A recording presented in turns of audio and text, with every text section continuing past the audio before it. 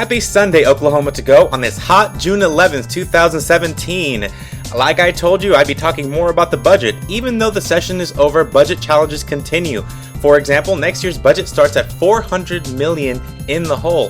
How is that? Well, out of the $854 million in revenue enhancements, only $486 million came from recurring revenues. What that means is almost half of our revenue that came this year were from one-time funds, meaning we might end up in the same situation next year as we try to figure out how to fund our budget again. Speaking of budget problems, tobacco companies have sued the state to stop the $1.50 per pack cigarette fee that was passed as part of the budget. The tobacco companies are claiming that the fee is not in fact a fee and is in fact a tax in sheep's clothing. Who knew?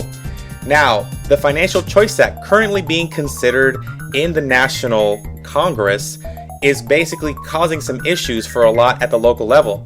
For example, Governor Fallin vetoed House Bill 1913 a few weeks back, a bill that would offer new loans. Opponents of the bill were complaining that this bill would cause issue as more predatory loan companies would be able to take advantage of consumers. This act would basically remove language that allows the Consumer Financial Protection Bureau to regulate consumer lending, once again giving more power to predatory lenders.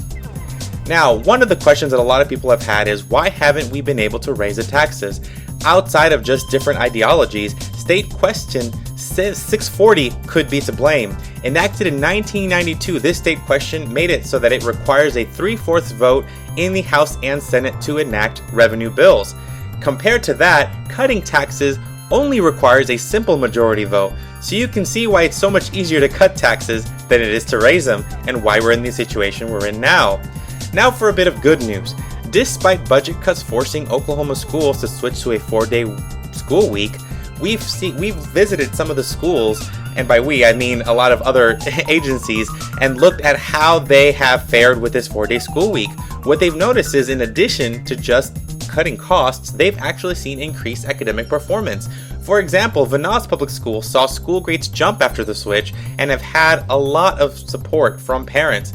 Morrison Public Schools have also shown to be further along the curriculum than they've ever been, also with increased grades. That's all I have for you today, Oklahoma. Stay classy.